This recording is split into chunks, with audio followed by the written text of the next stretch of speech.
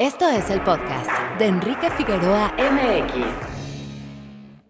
Nació en Cincinnati, Ohio, Estados Unidos, el 18 de diciembre de 1946. Es director, productor y guionista cinematográfico. Surgió de la generación de directores de los años 70. A diferencia de sus compañeros, no finalizó sus estudios universitarios, pero su cinefilia era apasionada y profunda como la de estos. Dirigió de joven episodios de series como Marcus Welby y Columbo. Su trabajo con la película para televisión Reto a Muerte le abrió las puertas de la gran pantalla. Loca Evasión se convirtió en su película debutante. Fue, también, la primera piedra de una exitosa carrera en el mundo del cine. Entre sus títulos se nombran películas que seguramente has visto alguna vez en tu vida: Tiburón, Encuentros cercanos del tercer tipo, Cazadores del Arca Perdida, E.T. el extraterrestre y Parque Jurásico, solo por mencionar algunas. Así es, hablo de Steven Spielberg, realizador al que en este episodio le rendimos un homenaje, mi gran invitado y yo. ¿Cuáles son tus películas favoritas de Steven Spielberg? Estas son las nuestras. Bienvenidos. What calls to me is not whether a film is going to make $1 gazillion. Mm-hmm. What calls to me is there a deep urge in the center of myself that only that film will release and then exorcise. And that's the only condition I'll direct a movie. Lo que me llama la atención no es si una película va a generar miles de millones de dólares. Lo que me llama la atención es si hay un impulso profundo en el centro de mí mismo que solo esa película liberará y luego exorcizar. Y esa es la única condición por la cual voy a dirigir una película. www.enriquefigueroa.mx. Muy buenos días, tardes o noches, bienvenidos a un episodio más que, como ya escucharon, es un episodio especial. Ya sé que soy un cassette repetido, pero en esta ocasión es muy especial porque, como ya escucharon, vamos a hablar de Steven Spielberg. Y para ello invité a mi gran amigo Elías Leonardo Salazar, periodista. Mi querido Elías, ¿cómo estás? Qué gusto saludarte en estos micrófonos. Enrique, pues el gusto es mío. Feliz de estar aquí en tu podcast para platicar de algo que salió sobre la marcha, una conversación que tuvimos y que me dejaste una tarea, ¿no? La tarea fue repasar toda la filmografía de Steven Spielberg, que me encantó, ¿no? O sea, creo que deberían existir más tareas así. Que repasé toda la filmografía de Spielberg, te hice caso. Debo aclarar que no lo hice en manera cronológica conforme fue sacando él sus propias películas, sino lo hice con base en cómo fui obteniendo y cómo me fui acercando a cada una de ellas. Fue muy emocional, pues todo fue muy fortuito porque hasta el final se quedaron, creo que las más densas del señor Spielberg, y que también me permitió a mí percibirlo desde otra manera. Fue una noche lluviosa en la que, después de platicar, tomarnos un café, y además, pues sí, uno reflexiona y en 2 meses, pues bueno, ha cambiado mucho las cosas. Pues sí, le dejé justamente a Elías, como ya bien dice, esta tarea. No era una tarea sencilla. Le mando un abrazo grandote a mi querido Eric Estrada, que me ha dejado tareas similares. En esta ocasión era una filmografía de 33 películas. Yo me acuerdo que me tocó hacerlo con Scorsese, poquito más de 25 películas, sin contar los documentales, porque si no, entonces sí, ahí sí era prácticamente casi el doble. Pero pues 33 películas. Ahora, Steven Spielberg es un cineasta que la verdad hemos visto ya muchas veces. Hay muchas películas que inclusive hemos revisado, no sé, me atrevería a pensar que hasta más de 5 veces, ¿no? Entonces, pues bueno, es un cineasta muy visto, pero también, mi querido Elías, y ya justamente con esta reflexión que hacías, fue padre encontrarse con películas que o no se habían visto o que estaban muy olvidadas, y que también creo que el tiempo las ha ido colocando en su lugar. Para explicarle un poco a la audiencia qué es lo que vamos a hacer, seleccionaste tus favoritas, que son 12 aproximadamente de 33, no diciendo que las demás no sean buenas. De hecho, no sé, me atrevo a decir, mi querido Elías, que no hay película que realmente dijeras, esta es mala. Quizá la que menos la que menos disfrutaste, pero finalmente son películas disfrutables, ¿no? Y digamos que las que no entraron en mi listado de las 12 favoritas, no es porque sean malas, es porque a lo mejor no conecté con ellas, ¿no? También tiene que ver con eso. En contraste, hay muchas películas que a lo mejor en su momento, pues las vi como de repasada. También hay que comprender la edad en la que uno tenía cuando ve esas películas. Y ahora ya con el paso del tiempo las repaso, digo, caray, conecté más de lo que yo pensé o de lo que me acordaba que había conectado con esos filmes. Sí, totalmente. Pues ahí está justamente toda la revisión de la filmografía de Steven Spielberg. Entonces lo que vamos a hacer es hacer un recuento pues más o menos breve de la número 30, bueno, de las otras que no quedaron entre las 12. ¿Te parece, mi querido Elías? No sé si las colocaste en orden o solamente las enlistamos tal cual como no quedaron dentro de las 12. Ya, si quieren, las enlistamos como no quedaron dentro de las 12, ¿no? Adelante. Mira, una de ellas que no quedó dentro de las 12 es precisamente, vamos a sus comienzos, 1941. Ok. Uh-huh. 1941 es una película que le puede parecer muy extraña a la gente que a lo mejor no conoce del todo a Steven Spielberg y su filmografía. Les puede resultar incluso un disparate, una locura o algo por el estilo. Pero también entendemos que Spielberg estaba experimentando. Es un director que le gusta ir experimentando con base en cada época, en función de sus propias inquietudes, en función de los propios sentimientos que él va teniendo respecto a la vida, las reflexiones que va teniendo hacia la vida, hacia algunos temas que él va sanando a lo largo de su historia y que lo transmite de alguna u otra manera en sus películas. Pero bueno, 1941 es una película de comedia, es una comedia en la cual también reúne un gran elenco de actores, pues por ejemplo Robert Stack, un actor que yo veía en Los Intocables, en esa película con papá, me gustó mucho verlo. Vemos también a Nancy Allen, esta chica que fue la pareja de Brian De Palma. Vemos ahí, pero ya desde ahí es interesante ver cómo Spielberg tenía interés en contar algo relacionado a la guerra. Él es un tema que lo ha tenido latente en su pensamiento, en su forma de hacer el cine, y desde ahí se asomaba. Pero también estaba experimentando, yo creo que él con su propio humor, ¿no? Con su propio sentido del humor, y que quizá en ese momento no encontró, o no se halló, o no supo cómo tomarlo bien a bien en una película. Posteriormente vemos ese humor que puede tener en una película como La Terminal, por ejemplo, ¿no? Pero para eso hay que experimentar, y me parece que Spielberg hace muy bien en experimentar con 1941, donde ya nos arroja estas dudas e inquietudes que tiene con la guerra. Y la otra es que es un señor que se fija mucho o le presta mucho atención a las anécdotas, esas anécdotas sueltas, esas anécdotas que alguien te platica así como en un pueblo o en una conversación de café de, oye, pues es que tú te acuerdas de esto. Bueno, 1941 va con este tema de la paranoia que surge, de decirles, oye, nos están atacando, hay que hacer algo, hay guerra, y toda esta paranoia colectiva, si lo utilizamos en nuestros tiempos modernos, pues es lo que vivimos con la pandemia, ¿no? O sea, prácticamente lo que pasó con el coronavirus nos hizo volvernos locos a todos. Recordemos desde las compras de pánico del papel higiénico hasta el hecho de cuestiones más insanas y agresivas como el echarle cloro a las enfermeras. O sea, todas estas paranoias que surgieron a partir de desinformaciones, de teléfono cruzado, de chismes, de rumores, desencadenan todo eso. Entonces, por ese sentido, 1941 es muy actual.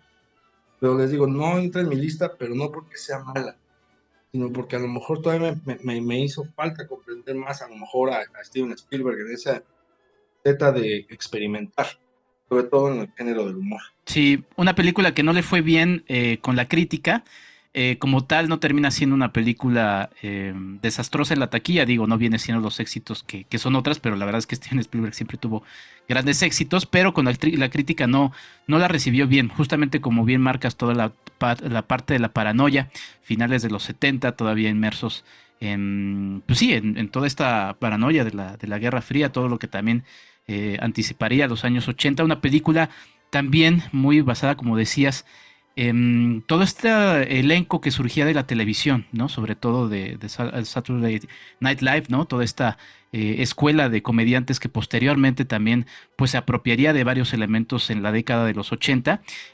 Como guionistas, pues los creadores de Volver al Futuro, ¿no? También como una curiosidad que también finalmente pues terminaría siendo como una especie de, como dices, como una especie como de experimentación de las cosas que vendrían y del propio humor de Spielberg que sí ya mencionaste en La Terminal, pero que sería también característica de pues, prácticamente toda su filmografía, no de todas sus películas, pero sí de gran parte de ella. Como datos curiosos, pues hay algunas secuencias recordando, bueno, una muy divertida con Tiburón, ¿no? Que remite a Tiburón. y que también por ahí aparece tanto Toshiro Mifune como Christopher Lee. En fin, la verdad es que es una película que pues es interesante, pero no entra en estas 12. ¿Qué otra, mi querido Elías? Mira, otra que no entró es justamente una que nos puso en contacto a ti y a mí para hablar de Spielberg, ahí a través de un tweet que publiqué, que es Always. Una Mm, película que a lo mejor tenemos muchos extraviada, o teníamos muchos extraviada, que después la subieron a una plataforma. Dije, a ver, pues vamos a volver a verla, ¿no? Y la repaso. Always tiene una característica muy particular. Uno pensaría así que el plus está en que Spielberg pudo dirigir a Audrey Hepburn, la dirige ya en la recta final de la vida de esta gran actriz, pero tiene que ver con un tema que hace poco hubo una discusión precisamente en las redes sociales acerca de que si está bien o está mal que un hombre de 40 años se enamore de una chica de 25 años, ¿no? Es decir, que le saque una ventaja de mayor a 10 años, ¿no? De 20 años, 20 años, etcétera.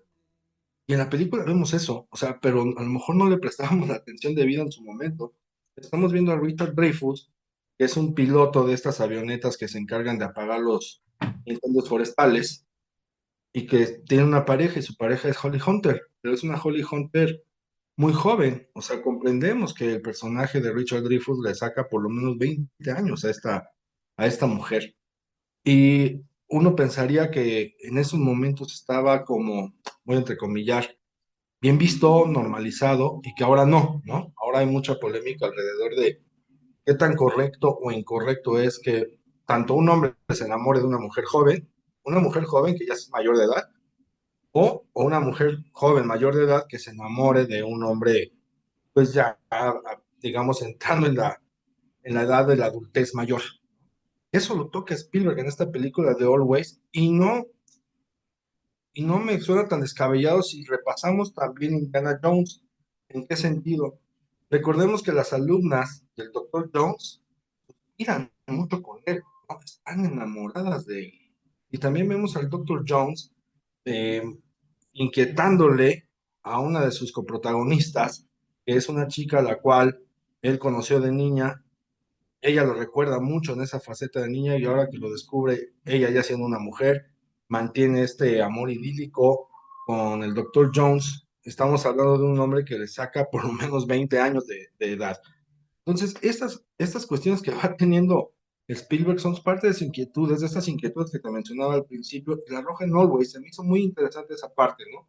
De cómo retrata el tema de la pareja con diferencia de edad, y a lo mejor no sé si consciente o inconscientemente lo hizo, pero ahí está, y te digo, también lo vemos reflejado en Indiana Jones. sí, interesante esa reflexión que haces. Es una cinta que sí se siente ciertamente un tanto incompleta, ¿no? No, como que no cuaja de repente el equilibrio entre lo que hace que es el melodrama y el tema de la fantasía, que también es una parte que está presente en el cine de Steven Spielberg. Él originalmente quería hacer un remake de Dos en el Cielo. También por eso quizá la referencia al cine clásico de incluir a Audrey Hepburn, que ya bien mencionaste. Y viendo la película, a mí me recordó un poquito a lo que posteriormente haría Ghost en cuanto a jugar justamente con este melodrama y la fantasía, aunque, pues sí, perdón por el realizador de Ghost, pero aquí vemos a un cineasta con todas sus herramientas, ¿no? Un dominio del lenguaje cinematográfico muy interesante, todo el tema de la iluminación y la profundidad de campo en esta película en el específico son interesantes, pero sí, es una película que igual tampoco termina de cuajar, justamente como la propia 1941 que mencionabas. Y para la trivia, nada más para la trivia, para estas curiosidades que uno se teje y se entreteje en la mente con relación a cómo conectar películas de Steven Spielberg.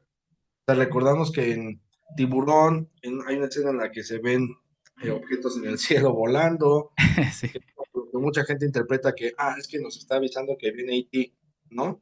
Y después en E.T. se nos comenta que el papá de Elliot está en México, que se fue, que está en México. Corte A, si repasamos Always, vemos que el personaje de John Goodman en algún momento se habla de México y toma jarritos. Está sí, cierto. bailando uno y dices, oye, ¿y si el papá de Elliot acá, ¿no? Pues puede estar siendo piloto de estos avionetas que apagan incendios forestales? O sea, pero como curiosidad, para que vean, toman jarritos en la película de Always. Totalmente, buen dato, mi querido Elías. ¿Qué otra no está incluida en estas primeras 12? Que ya estamos hablando de ellas, así que vamos a ver de qué tamaño sale este podcast, pero eso no importa porque estamos hablando de Steven Spielberg. Adelante. Mira, yo sé que voy a lastimar algunas sensibilidades por ahí, pero es Minority Report. Minority Report es una película donde sentimos a Spielberg que ahora empieza a inquietarse por el tema del futuro, la tecnología, pero además con algo que es muy marcado en toda su filmografía, que son los dilemas morales, ¿no? Steven Spielberg no solamente es más allá de plantearte que si hay un bueno o hay un malo en sus historias, no, es como, a ver, aquí lo interesante es preguntarnos qué tan bien o qué tan mal es la decisión o la actuación que estoy teniendo conforme a este tema que se me presenta.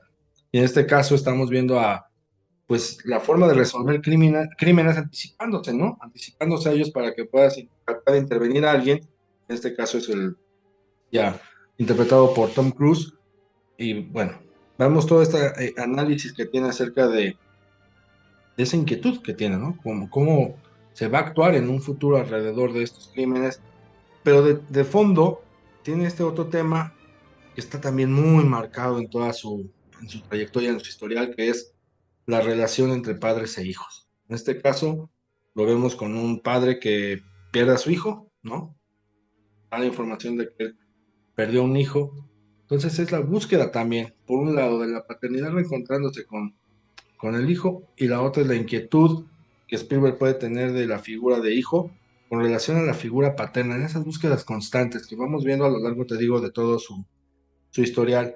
La película, bueno, la vemos en un tono muy futurista, con una luz demasiado blanca, que te puedes sentir hasta... Yo recuerdo que la fui a ver al cine, me sentí como hasta oprimido, ¿no? Como si estuviera yo en un hospital. Me daba esa Ajá. sensación de estar encerrado en un hospital, y quizá también por eso yo la recordaba mal, ¿no? Decía, me hace sentir así medio incómodo, como un hospital. Y ahora que la volví a ver, bueno, ya no estás en una sala de cine, pero la sensación se me quedó, ¿eh?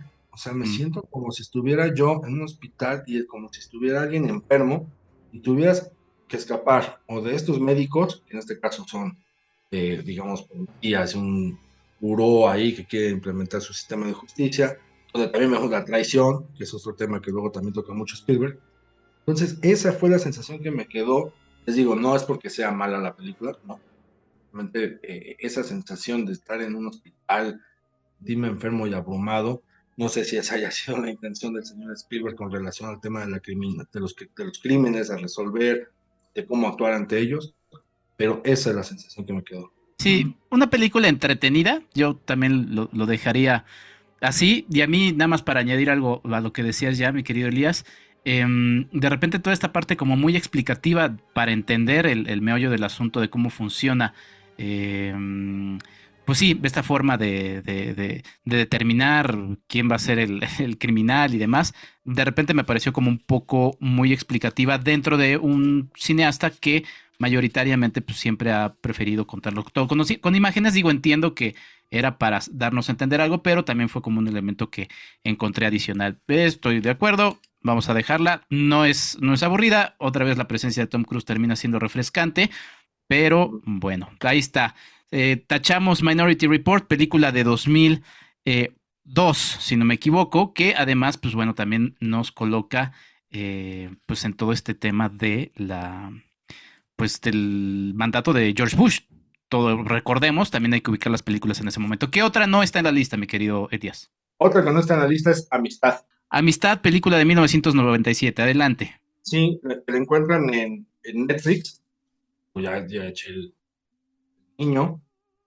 Es una película que yo, por ejemplo, recordando, dije, bueno, la vimos en el cine, sí, sí, la vimos en el cine, pero como que pasó de largo, ¿no? O sea, como que no se le hizo mucho eco al decir que era de Steven Spielberg. Así la recuerdo yo me acuerdo de eso. Y me acordaba mucho del tema de estos esclavos, de esta disputa, de esta disputa y de hacer ver al ser humano como propiedad de algo. Lo recordaba así, pero no lo recordaba, digamos, de un aspecto trágico, sino más bien de un aspecto con un tratamiento muy humano. Y hay una escena muy interesante que ahora que la volví a ver, me llamó mucho la atención, que es cuando se están disputando legalmente estos esclavos, ¿no? y aparece un propietario, aparece otro, aparece otro, aparece otro, ¿no? Vemos ahí en un tribunal que aparecen 4 dueños de estos esclavos peleándoselos y disputándoselos como si se tratara realmente, te digo, de un terreno, como si se tratara de un poco de poder que vaya a resolver la vida de cada uno de estos personajes que están, pues no litigando, sino por lo menos peleándoselos, disputándoselos con base en la legalidad existente. Eso me llamó muchísimo la atención porque, pues igual, o sea, Enrique, si lo repasamos en la vida real, aplica para cualquier cosa, ¿no? Lo estamos viendo muy marcado en pues, que nos peleamos por una cosa por otra en Twitter, a ver quién tiene y quién no tiene la razón, sentimos amos y propietarios de otras cosas, por ejemplo, de los espacios, lo vemos ahora en pues la aparición de estos Don V, ya sabemos, ¿no? Que se agarran de espacios y construyen lo que quieren, y también, sobre todo y principalmente, es sentirnos amos de la voluntad ajena, que nos sigue pasando, ¿no? Y en algún momento lo vemos en otras entidades de nuestro país, donde pues, muchas personas siguen siendo tratadas, ¿no? O sea, siguen siendo usadas como moneda de cambio, siguen siendo usadas como, eh, no sé, como algo que no son humanos. Entonces, esa parte me llamó mucho la atención porque además, pues a quienes están disputando y quienes están peleando son personas, uno, que no se pueden defender, dos, que no, a lo mejor no comprenden el idioma, tres, que ya son de entrada por el color de piel vistos como si fueran cualquier cosa, ¿no? Y cuatro, pues son personas que además están en un territorio que no es el suyo, no comprenden cómo se manejan las cosas ahí. Es algo que te digo que lo hemos visto en la vida real también con, pues cómo han tratado, por ejemplo, en nuestro país a los indígenas, cómo a veces no tienen ni siquiera acceso a un abogado que pueda defenderlos, cómo no tienen acceso a una defensa jurídica en su lengua, en su idioma, en su dialecto, o sea, no pueden defenderse. Me llamó mucho la atención y yo no me acordaba de esa parte de amistad. Sí, una película interesante resulta ser un acercamiento de Steven Spielberg, como ya dice Elías, a la lucha contra la esclavitud. Steven Spielberg de alguna manera la toma como una lección de historia para estas nuevas generaciones sobre ese delicado tema. Y aquí, a diferencia, por ejemplo, de lo que noté con Minority Report, sí es una película que está como dividida en dos partes. Una primera parte que está sobre todo guiada por el tema de las imágenes, si bien la segunda parte, con la presencia del diálogo, porque pues el diálogo termina siendo central en la segunda parte de la cinta, cosa que también quizá sacó un poco de onda a la crítica de su momento, el propio diálogo también está justamente muy salpicado con imágenes que terminan pues reforzando lo que estamos escuchando de la gente que está discutiendo. Aquí me parece un poquito más redonda justamente que Minority Report. Es una película interesante, pero no está en el listado de las 12 favoritas. ¿Qué otra, mi querido Elías? Pues una que ya comenté antes, una comedia que es La Terminal, Ujú. digo, a mí me gustó, debo decir que me entretuvo bastante.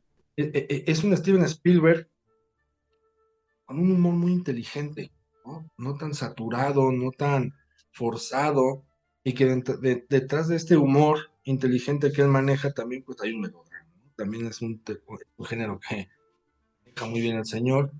Vemos el melodrama de este pobre hombre atrapado en una terminal aérea porque su país entra en guerra. Vemos otra vez el tema de la guerra, que es uno que le inquieta bastante al señor Steven, y pues no puede regresar a su país, tiene que estar ahí. Y en lo que tiene que estar ahí es enfrentarte otra vez a un idioma desconocido, un territorio que no conoces, y además ante una autoridad una autoridad aeropuertaria, pues intransigente, un poco incomprensible con este personaje que nos da risa cuando le aplasta las papitas y le dice, no, molca cosa, ¿no? Da risa, pero al mismo tiempo es como, no, a ver, espérate. O sea, alguien tiene que acabar la prudencia con este pobre tipo, porque si en realidad lo vemos es pobre sujeto.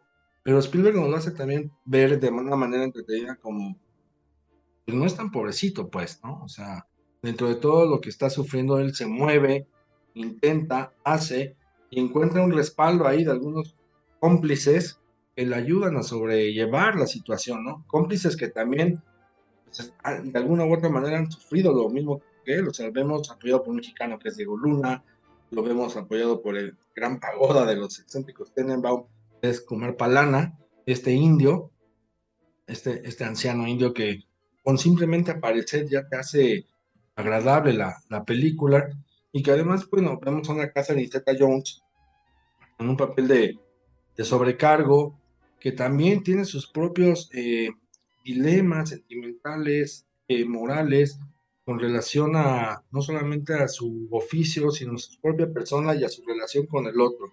Eso es muy interesante. Pero también Spielberg trata de tocar estos puntos, ¿no? ¿Cuál es nuestra relación con el otro? ¿Cómo es la relación de ese otro con nosotros? Sí. ¿Qué estamos asumiendo y cómo nos desenvolvemos en esa situación? Sí, y usando la metáfora, ¿no? De este personaje que está atrapado ahí, no solamente físicamente, sino como a estos otros personajes, pues en un momento de su vida en el que también se encuentran, no en una terminal, pero sí en una terminal, por así decirlo, metafórica de su propia vida, ¿no? Además de Catherine Zeta-Jones y Diego Luna, que ya mencionaste, también Zoe Saldaña, es una película que también juega con el género de la comedia y el drama, algo que pues, bueno, es parte de su cine, ¿no? Y pues nada, una película en la que pues también, y para eso, para no revelar más el spoiler, hay otra vez esta relación con el papá, ¿no? Porque el personaje de Hanks justamente pues tiene ahí una promesa que pues, los invitamos a que vean La Terminal de 2004, que además, otra vez recordando, en el marco de todas las medidas que se dieron en los aeropuertos con todos los aviones después de los hechos del 11 de septiembre. Este episodio va a quedar un poquito largo, mi querida Elías, así que vamos a meterle velocidad. ¿Qué otra no está en la lista? Pues otra que no está, otra que no apareció en mi lista, una que a mí sí me gustó mucho, Hook. Ah, Hook, claro. Ujú. Hook no aparece en la lista, pero es una película también muy interesante. Creo que ahí es una de las películas donde podemos inspeccionar a Steven Spielberg en su reproche hacia las figuras paternas, en este caso hacia la figura paterna de él, ¿no? Está más que claro, vemos a un Robin Williams que es eh, un ejecutivo, un hombre de negocios, un hombre que se la pasa trabajando, un workaholic, pues no tiene tiempo a veces ni siquiera para ir a ver el partido de béisbol de su hijo, un hijo que lo único que quiere es pues que su papá lo vea, ¿no? Que esté interesado en lo que a él le gusta, y que además, bueno, este ejecutivo descubre o redescubre que es Peter Pan, ¿no? Entonces la vida cambia por completo. Dentro de esta fantasía que cuenta Steven Spielberg, el título lleva pues el nombre del personaje, que es el Capitán Garfield, interpretado por Dustin Hoffman. Este villano, este malo, que en realidad pues ese villano, ese malo, pues no es otra cosa más que nuestra propia confrontación con el destino, para que nos haga ver en qué la estamos regando, ¿no? Con relación a nuestros seres amados, en este caso el de un padre con un hijo, y lo hace donde más le duele. O sea, el Capitán Garfield no necesita la violencia, no necesita matar, no necesita incluso ni agredir, digamos, verbalmente o físicamente a alguien. La forma en que él lastima y donde duele a Peter Pan es pues ganándose el afecto de sus hijos, ¿no? Es transfiriendo este amor de un hijo hacia un padre, en este caso a lo mejor un aparente padrastro, por así decirlo. Esa lectura me pareció muy interesante, además de que te digo, para las trivias, pues la película la produce Dodi Al-Fayed, ¿no? Recordarán el tío de la princesa Diana. Vemos también que aparece Gwyneth Paltrow, ella es Wendy de joven, la vemos pequeñita, Gwyneth Paltrow por ahí. Con un elenco, te digo, Dustin Hoffman, Julia Roberts, Bob Hoskins, pues una película además muy entretenida, muy amena. Algo que también hay que decir de Spielberg es que es un director que, si bien hace películas digeribles, es un director que también piensa en el público, lo respeta y lo trata bien. ¿En qué sentido es? Sí, no porque te dé una película digerible no quiere decir que no uses las emociones, que no uses el pensamiento, ni no uses la mente. Por el contrario, es una película que tú tarde o temprano te vas a llevar a casa y la vas a reflexionar, vas a decir, pues, ¿por qué no me están moviendo estas fibras sensibles, no? Steven Spielberg también le da al espectador, al público, la oportunidad de reflexionar o de sentir en función de lo que está pasando o atravesando en tu propia vida, y por otra parte, él compartiéndonos, pues te digo, estas inquietudes y cuestiones que tiene acerca de los temas que le perturban o le lastiman, en este caso.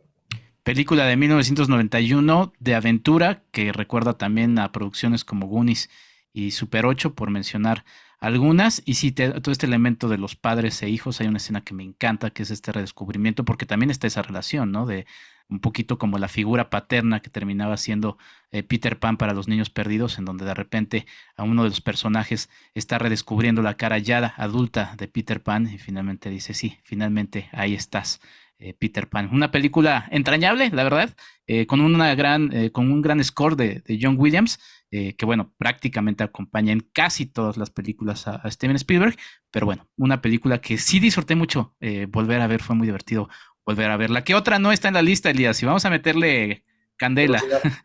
Otra que no está en la lista es The Post, que aquí le pusieron los archivos secretos del Pentágono. Ujú. Pese a que soy periodista y me gustan las películas de periodistas, bueno, no todas, es una película bien hecha, es una película que además juega mucho con los interiores, vemos la cámara con los interiores, cómo nos va haciendo sentir la atmósfera de esas presiones que existen al interior de una redacción, al interior de las oficinas, de los espacios, donde se toman las decisiones de prensa, que las decisiones de prensa no tienen que ver solamente con publicar una nota y ya, ¿no? Sino que comprenden un sinfín de situaciones que ponen sobre la mesa lo ético, lo moral, lo humano, lo profesional, hasta qué punto puedes rebasar y hasta qué punto no puedes hacerlo. Y me gustó mucho volver a verla por los tiempos que vivimos. O sea, la película nos está contextualizando en el Watergate, estamos en 1970 y tantos.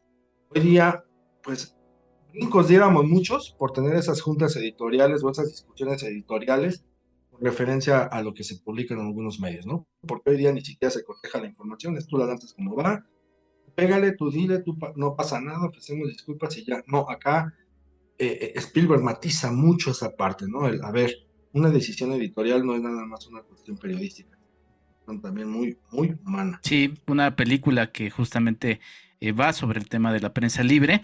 También nos encontramos a un Steven Spielberg en otro momento de su vida, algo que ya mencionabas, esta cinta es de 2017, habla también sobre un personaje que va encontrando su voz, se va abriendo espacio y para también hacerse de su voz y quizá uno de mis elementos también favoritos por todo el tema, como ya bien dices, de nuestro amor a los medios, pues es el amor que le tiene Steven Spielberg al periódico, ¿no? Todas esas secuencias de la prensa, de sentir la textualidad del periódico impreso, termina siendo unas secuencias visuales muy, muy divertidas en The Post. ¿Qué otra no está en la lista, mi querido Elías?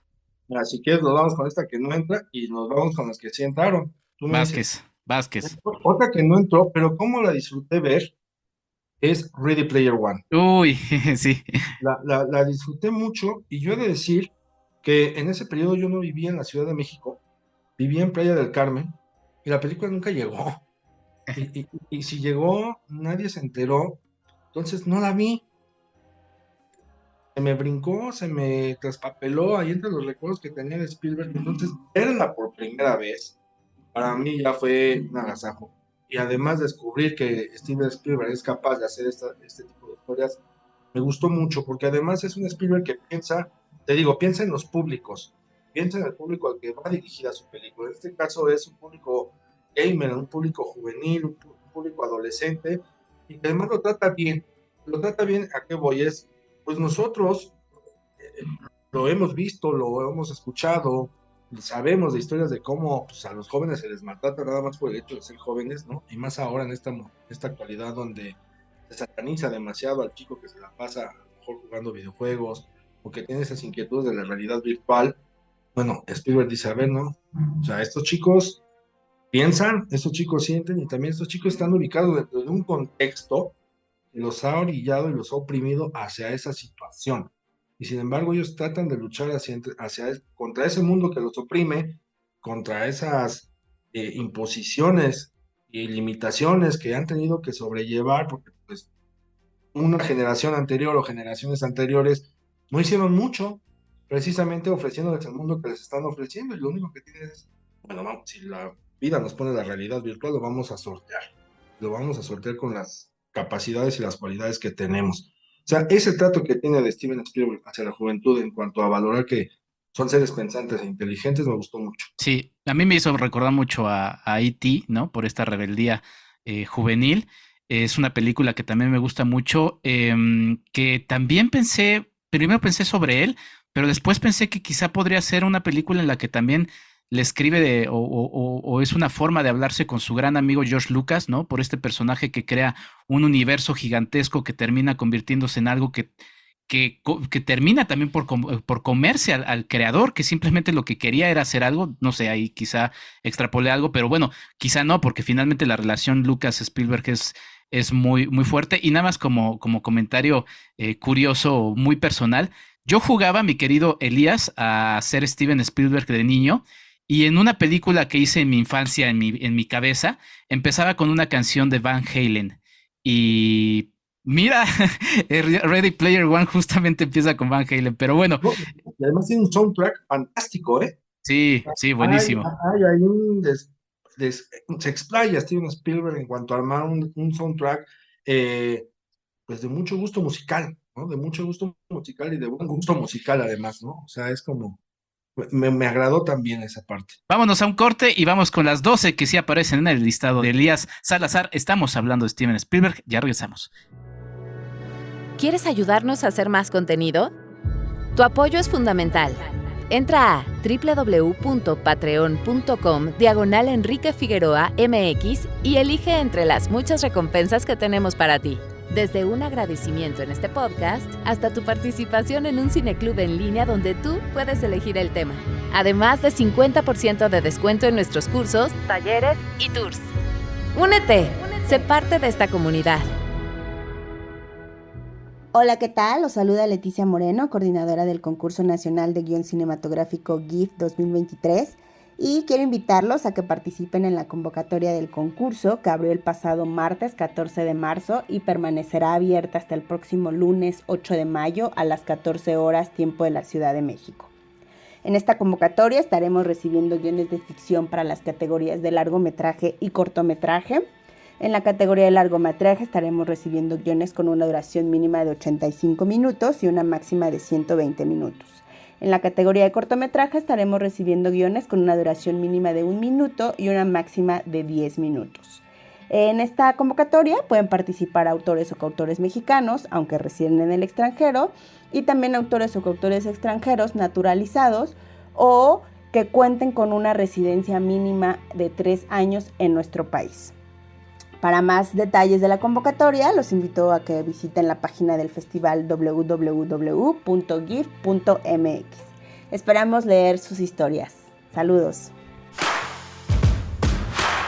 @EnriqueFAMX en Twitter.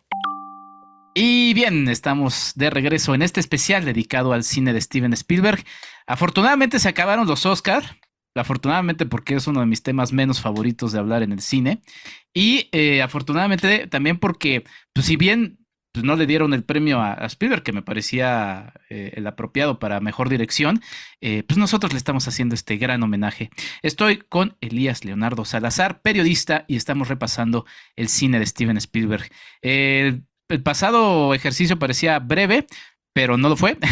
Pero vamos ahora sí con las 12 favoritas de Elías del cine de Steven Spielberg. Pues adelante, mi querido Elías, vamos a desentrañar estas que ya analizamos 1, 2, 3, 4, 5, 6, 7, 8 de las que no, entonces vamos a meterle candela a estas 12. Vamos con las que sí. Bueno, la primera, Tiburón. Tiburón es una película que además se reestrenó en cines recientemente, así que volverla a ver en pantalla grande fue muy placentero. Muy placentero, es una película que además recuerdo haberla visto en Canal 5 varias veces, en VHS, después en DVD, y pasa el tiempo y es una película que jamás te aburre, y por el contrario, le vas encontrando cosas. Y esta última revisión a mí me hizo clic en una cuestión personal. Yo no sé si muchos recuerdan que los papás de muchos de los chicos que van a la playa pues ya son gente grande, gente mayor. No vemos papás jóvenes, estamos viendo adultos que parecen de 50, de 60 años. Es decir, bueno, fue un error de casting, realmente así era la generación de papás, ¿qué pasó? Y yo quiero pensar que realmente Spielberg se fijó en que hacían las generaciones de algunos padres hace muchos años, ya que voy, bueno, yo tengo un papá que a mí me tuvo a los 50 años, yo ya crecí teniendo, digamos, a mi abuelito en casa, ¿no? Y no fui el único, había muchos compañeritos que tenían ya papás en esa edad, ¿no? Entonces digo, bueno, a lo mejor en Estados Unidos, en esa época, también había este fenómeno de papás avejentados, y eso me llamó mucho la atención de este último repaso que le di a Tiburón. O sea, pasamos del miedo que te daba ver Tiburón de niño, que decías, bueno, si me llevas a Acapulco no me voy a meter a la playa, pero por nada del mundo, que a mí me pasó, me daba mucho miedo, a esta parte, ¿no? Decir, ok, a ver, ya no me puedo sentir tan mal, porque en algún momento de la infancia ya a mí me daba hasta pena, ¿no? Mi papá me fue a recoger, siempre era el, mira, ya llegó tu abuelo, ya llegó tu abuelo, y era un pleito de tener que decirles que era mi Ujú. papá, ¿no? Ese detalle me llamó mucho la atención, independientemente de la obra maestra que es en sí la película. Sí, sí, gran película y que como bien dices, tuvimos la oportunidad de revivir en pantalla grande. Varias películas de Steven Spielberg se han estado estrenando en los últimos años, se han estado reestrenando en los últimos años en cines, entonces vayan a estar atentos porque siempre es bueno. Yo los voy a remitir al podcast que hice con el gran Rana Funk dedicado a Tiburón para que ahí le puedan ahondar a esta extraordinaria película, su segundo largometraje en cine, para cine, de 1975, Jaws. ¿Qué otra está en la lista, mi querido Elías? Pues ya dijiste, vamos con E.T., otra película que también se reestrenó en cines, yo tuve la oportunidad de verla en Morelia el año pasado. ¿Cómo la disfruté? Eh, Recuerdo que en esa función entró una señora, pues de mi edad, tengo 40 años, con sus dos pequeños. Yo estaba atento a ver la reacción de los chicos porque dije, no se aburren, ¿no? Están ellos en otro modo, el cine que ven es distinto. Terminaron fascinados de ver la película, estaban felices, felices, felices. Y la señora estaba llorando, pero estaba llorando de este entusiasmo como de, quizá de recordarse la primera vez en una sala viendo E.T. Ya en lo concerniente de la película, hay un detalle que a mí me llamó, me inquietó, me atrajo, que es un detalle a lo mejor que se ve mínimo, pero ahí está. Es cuando vemos a un amigo de Elliot queriendo de tocar las nalgas a su mamá. ok. Entonces dice, no, tranquilo, que no sé qué. Bueno, esta parte es, pues también es, hablan de un director que se observa en los jóvenes, que está atento al mundo de los jóvenes, y que muchos pasamos por ahí, la verdad. Veíamos una mujer mayor, una maestra, la mamá de un amigo y nos gustaba, sentíamos esa especie de atracción, por lo menos de inquietud de, oh, caray, ¿no? Y está aquí cerca. Es la verdad, eso nos pasaba a nosotros los adolescentes, bueno, no a ti, pero para muchos de mi generación, pues sí, ¿no? Y está ahí, es como esta inquietud del despertar sexual que tenemos todos, la verdad, y lo matiza ligeramente, pero ahí está. Y te digo, eso habla de un Steven Spielberg que estudia a su público. Sí, absolutamente, una película que además, pues sí, ya lo mencioné cuando hablábamos de Ready Player One, ¿no? Es una película que marca a esta juventud como rebelde, pero también como esa esperanza, ¿no? Frente a un mundo adulto muy oscuro. Hay que recordar que durante prácticamente toda la película las caras de los adultos no las vemos, los vemos entre sombras. Y bueno, es una película. Es mi película favorita de Steven Spielberg, ya lo dije cuando hablábamos en ese episodio que también lo remito, hablamos de E.T. el extraterrestre a 40 años de su estreno con el gran José Antonio Valdés Peña, lo remito también a ese episodio y pues bueno, sí es una película que a mí me gusta y como curiosidad, mi querido Elias, no me cae bien el entrevistador que es Stephen Colbert, pero le hizo una entrevista muy cotorra a Steven Spielberg, también en algún segmento se une John Williams, pero le pregunta a Spielberg, oye, tú normalmente ves tus películas, sabemos que muchos cineastas y en realidad muchos artistas, pues les cuesta trabajo regresar a su obra porque, pues si no, de repente ahí nos sale que si la edición especial de Star Wars y demás, ¿no? O sea, como que entra la tentación de querer meter mano. Y Steven Spielberg dice, pues bueno, E.T., porque con mis hijos, pues lo que he hecho es sentarme a ver con ellos, porque me gustaría que fuera la primera persona que viera E.T. con ellos. Y sí, como que de repente se detiene y dice, sí hay cosas que cambiaría, pero le dice a Colbert, pero en general creo que está buena, ¿no? O sea, de alguna manera como que da a entender que también es como su película favorita, por así decirlo, porque también es la que ha estado revisando más cercanamente. Y bueno, a mí me gusta siempre mencionarla como la mejor película familiar, ¿no? Creo que es una película que funciona muchísimo en esos aspectos, pero bueno, lo remito a ese episodio. E.T., el extraterrestre. ¿Qué otra está en la lista, mi querido Elías? No, y nada más acotar con E.T. que es una película que envejece muy bien Sí. y que genera, propicia que escarbemos en nuestras propias emociones, seas niño, seas adolescente o seas adulto, ¿eh? Sí, yo lloro igual que cuando fui niño y No, lo sigo haciendo. yo igual, o sea, yo en la película al final hasta eso de que te vas al baño para que nadie te vea. No, Así. yo sí que me vean.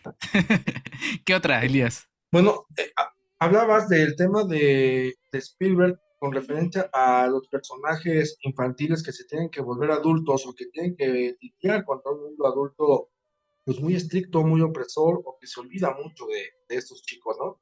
Y pues vamos con El Imperio del Sol, una película Ujú. que también por ahí se ha tenido muy castigada, a lo mejor olvidada, o cuando se habla de Steven Spielberg a veces no entra en las listas, ¿no? Pero me parece que El Imperio del Sol, tanto en la fotografía, que es una fotografía muy emocional en el sentido de que escarba no solamente el espacio, sino también las personas que están en esos espacios para hacernos sentir cómo están lidiando ellos con esa situación y más que nadie, pues el protagonista, este chico que es interpretado por Christian Bale, incluso si se ve metafóricamente la película así, es el preámbulo de Batman, o sea, es el prólogo de Batman. O sea, realmente Bruce Sí. Wayne se entrenó ahí, ¿no? O sea, ahí está. Entonces, y vemos a este chico de cómo, pues tiene que ser adulto a su corta edad, adulto en un contexto bélico, regresamos al tema de Spielberg con la guerra, y se tiene que volver adulto en función de la propia circunstancia, es decir, tiene que luchar con su propia supervivencia física, porque vemos al personaje que tiene hambre, que se desespera por el hambre, que necesita comer, en un personaje que también tiene que lidiar con lo mental, como para no volverse loco ante la situación. Es un personaje que también, pues a esa edad requieres abrazos, ¿no? O sea, a esa edad lo que requieres es un consuelo que lo encuentra en este personaje que interpreta John Malkovich. Vemos por ahí también a un Ben Stiller muy joven, ¿no? Pero este chico que tiene que volverse adulto es muy impactante. O sea, la película cuando la vuelve a ver uno es, caray, o sea, ¿cómo lidias ante una situación así? Y creo que Spielberg es lo que nos está contando. Además, con esta escena principal, o sea, no vamos a contar el final, pero por lo menos la escena principal vemos como estos ataúdes que transitan por un río, es fuertísima y ya es el prólogo de lo que vas a ver. O sea, no vas a ver en sí ataúdes, por así decirlo, sino detrás, ¿no? De todos estos ataúdes en función de lo que vive y debe sobrevivir un chico que se ve obligado a ser adulto, ¿no? Y que no debería ser así. Sí, cuando la volví a ver, y ahora que también surgió esta fotografía en la que Guillermo del Toro va con Steven Spielberg y otros personajes a comparar modelos para pintar. Cuando volví a ver El Imperio del Sol, me acordé de Pinocho por el hecho de, bueno, primero todo el tema de la Segunda Guerra Mundial, pero también haciendo como esta similitud de esta, pues sí, como fábula, con metáfora, no metáfora, más bien con una lección al final, de cómo este niño tiene que, porque es un niño que pues es pesado, es un niño que crece en un ambiente en el que pues por su educación y por donde se encuentra y demás, como que es un poco pesadito de carácter, pero después por todas las cosas, pues bueno, obviamente pues es suavizado, pero a la mala, como bien mencionas, Elías, en este prólogo que no lo había pensado así que podría ser de Batman. Bella fotografía, ¿no? Una película que hablas también sobre la soledad de este chico, además en el marco de un evento como la Segunda Guerra Mundial. Él vive en China, los ataca Japón. Y es una película que también deambula un poco entre que le pasa a Spielberg, ¿no? Pero yo creo que mayoritariamente habrá algunos que de repente no lo logra del todo por percepción personal separarse de este melodrama, pero creo que esta está justamente en esa línea delgadita entre caer en el melodrama, pero no lo hace, o sea, termina como teniendo un muy buen balance y los personajes que están presentes, pues todos, la verdad, todos son muy entrañables y si es una película muy disfrutable, no le fue bien en taquilla, y pues bueno, fue todo este otro cine, porque podríamos ir destripando todo el tipo de cine que fue haciendo Steven Spielberg y, pues bueno, otra vez todo el elemento visual y de manejo de su lenguaje cinematográfico, pues es estupendo. Es muy buen director, por cierto, yo siempre empiezo mis clases de apreciación cinematográfica con Steven Spielberg, porque es un gran ejemplo de ese elemento. Y mira, la siguiente película tiene relación con lo que hablábamos de E.T. y El Imperio del Sol, en lo que refería yo a las emociones, específicamente al tema de la fotografía, de que digo, es que es muy emocional, o sea, la fotografía está jugando un papel muy especial. Y el fotógrafo de E.T. y El Imperio del Sol es el mismo de la siguiente película que voy a hablar, El color púrpura. El fotógrafo es Alain Devieux, ¿no? O Alain Devieux. Este tipo fue un gran cómplice de Steven Spielberg para arroparlo en estas historias que nos llevan desde poder reírnos un momento hasta de verdad sentir cómo la entraña se nos aprieta por situaciones dolorosas. O sea, sufrimos con E.T. porque sabemos que no queremos que le pase nada, ¿no? Tenemos esta percepción que nos puede confundir muchas veces, pero no queremos que le pase nada. Vemos a este chico desolado teniendo que lidiar con la separación de sus padres, que no sabe dónde están, teniendo que lidiar con el hambre. Y vamos al color púrpura, que si mal no recuerdo, te escribí, Enrique, o sea, en el WhatsApp, como Sí.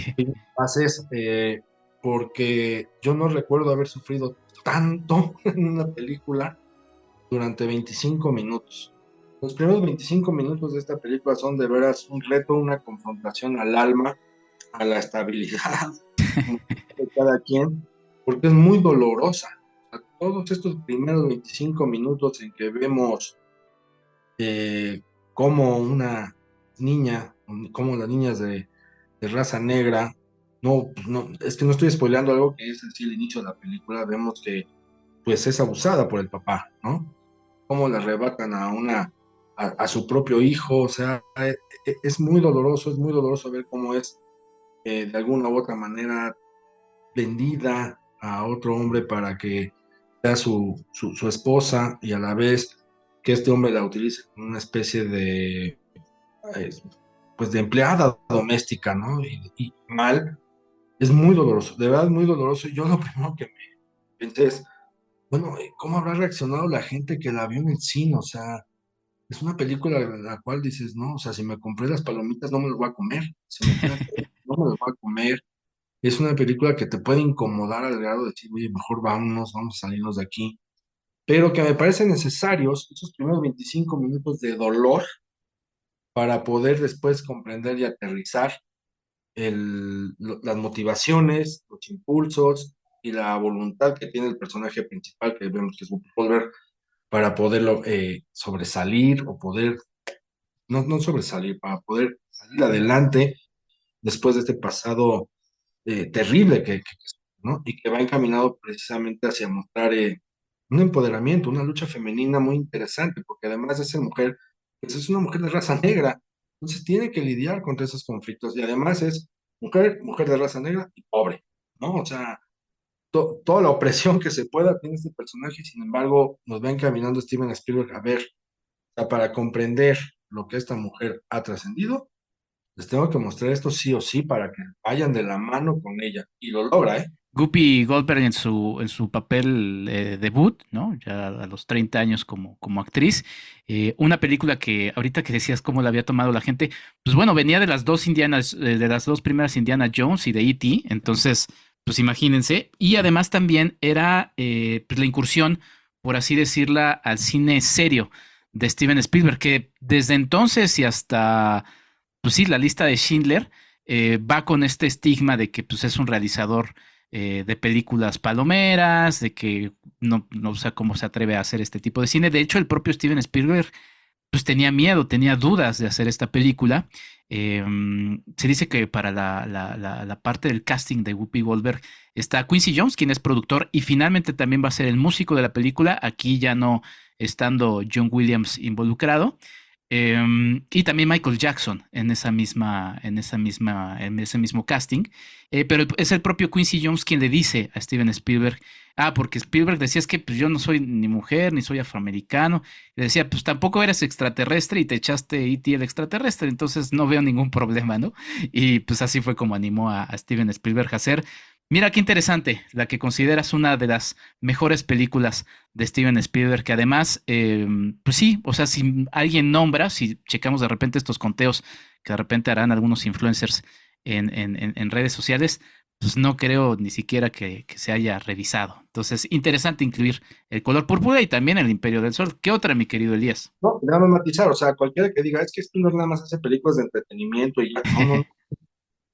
El señor, te digo, además de que estudia a sus públicos, le hurga el dolor humano, las alegrías humanas, ¿no? Está constantemente, pienso yo, analizando eso, pienso que platica con algunos psicólogos, oiga, a ver, esto sí es así, esto no es así, ¿cómo podemos tratar esto? ¿Cómo podemos tratar lo otro? Sí, muy seguramente sí, ¿eh? Sí, Me imagino yendo a su casa pensando en cómo tratar con el actor en función de lo que está sintiendo, etcétera. Es un tipo que se me hace así, ¿no? sí. Bueno, la siguiente película es Caballo de Guerra, War Horse. Órale, órale, órale, adelante. Vámonos, directo. Me encantó. O sea, me recuerdo que la vi en el cine, me gustó mucho y en ese momento no reparé en que era de Steven Spielberg, ¿no? Y ahora que la repasé de nuevo, me encantó mucho y tiene que ver con otra cosa que también tiene Steven Spielberg, que es el valor de la amistad. Y que la amistad no se comprende solamente entre una persona con otra persona, sino que puede ser de un humano con un animal, o incluso con un ente, como en el caso de E.T., ¿no? Un extraterrestre. Ah, el forjar la amistad, el forjar tus valores, el afirmar y reafirmar estos valores que puedes tener de comprensión, cariño, amistad, respeto, dignidad, lo manifiesta Steven Spielberg a través de un caballo, ¿no? Y un caballo en relación con las personas que van topando en su camino. Es decir, que a veces los animales, yo lo tengo con mi perro, ¿no? Pero los animales sacan lo mejor de nosotros, ¿no? Así como la guerra, que en este caso la película está contextualizada en una guerra, la guerra puede sacar lo peor del hombre, un animal puede sacar lo mejor del hombre.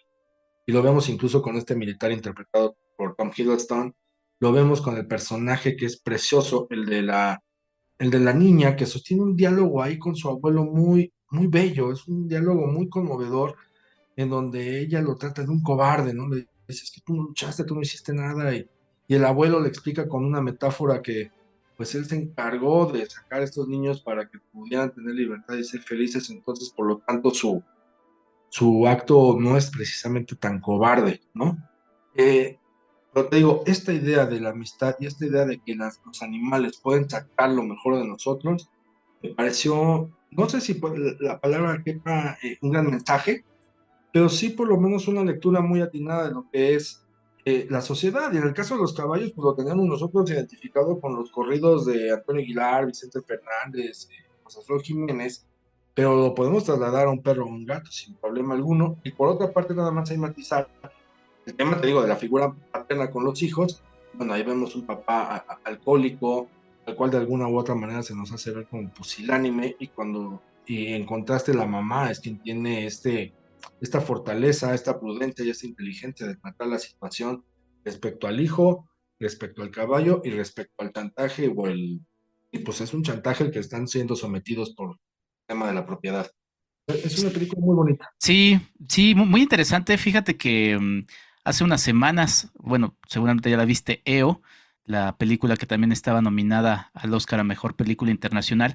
En cuanto la vi, me acordé de Robert Bresson y Al azar de Baltasar y de Caballo de Guerra, de Steven Spielberg. Fue inevitable recordar esa película. Muy linda fotografía, todo este dolor a través, visto también de los caballos, que también pues sí, yo siempre me acuerdo que siempre veía las películas de guerra, decía, bueno, ¿y el caballo qué? O sea, los humanos, pues bueno, ahí los entiendes que andan con bueno, que andamos, ¿no? Pues ya me estoy ahí separando de la humanidad. A veces me gustaría hacerlo, con sus cosas y sus dilemas y sus tonterías, pero el pobre caballo, ¿qué culpa tiene, no? Y pues va un poco ahí, ambientada en la Primera Guerra Mundial, también esta película. Y pues nada, mira qué interesante que la hayas rescatado. 2011 es el año de esta película. Caballo de Guerra, War Horse, que si no me equivoco, bueno, ahorita les decimos dónde van a ir pudiendo ver estas películas de Steven Spielberg. ¿Qué otra, mi querido Elías? Ahí va. Puentes de espías. Ok, adelante, a Otra ver. película de las que poco a veces se meten en la lista de Steven Spielberg. Steven Spielberg le entra al tema del espionaje, ¿no? Le entra al tema de, a ver, vamos a ver qué es esto de las traiciones, qué es esto del juego de las informaciones, quién lleva, quién trae. Y lo hace con una película muy interesante donde uno de los puntos que más me llamó poderosamente la atención es la actuación de Mark Rylance, ¿no? Es un actorazo, es un tipo que con la sutileza de la mirada, no necesita más, con la sutileza de la mirada, contando muchísimas cosas, ¿no? Está metiendo en la situación de lo que él está viviendo como un espía que por un lado lo ven mal, que por el otro lado también lo ven mal, es una moneda de cambio, un trueque que tiene que ser, y él está como con una paciencia infinita ante la situación que pueda llegar, ¿no?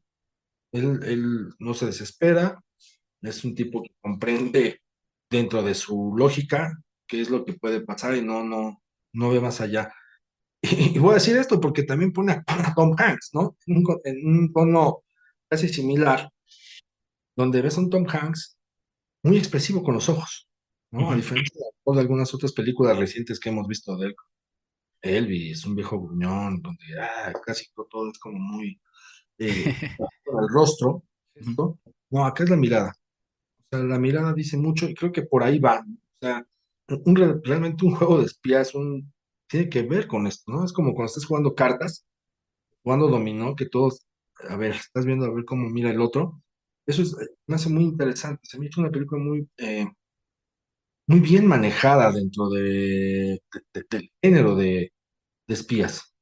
Me gustó mucho igual cómo lo trató Spielberg, porque además, pues lo va aterrizando o nos va llevando en esto que es las cuestiones morales, ¿no? Lo ético. Te digo, más allá de ver que si son buenos o malos, a ver, ¿tú qué piensas hacer en esta situación? ¿Qué harías tú también? Y eso que harías, ¿está bien? ¿Está mal? ¿En función de qué está bien o está mal? O sea, también es una película que nos pone a nosotros a valorar nuestros propios prejuicios o mitos acerca de ciertas cosas como la justicia, la legalidad, la trampa, etc. Sí, y en tiempos en donde justamente a nivel mundial, porque no solamente es algo de los Estados Unidos o de México, porque también nos suena a nuestra contemporaneidad, ¿no? Toda esta discusión y intransigencia de distintas formas de ver las cosas y esta ética y moral que mencionas, pues sí es una película en la que, pues bueno, obviamente en manos de Steven Spielberg brilla por sí misma. Bridge of Spies, Puente de Espías de 2015. ¿Qué otra, mi querido Elías? Pues vámonos directo a Atrápame si puedes. Ok, sí, mira, sí, claro, me encanta, adelante, dale. Sí, sí, sí.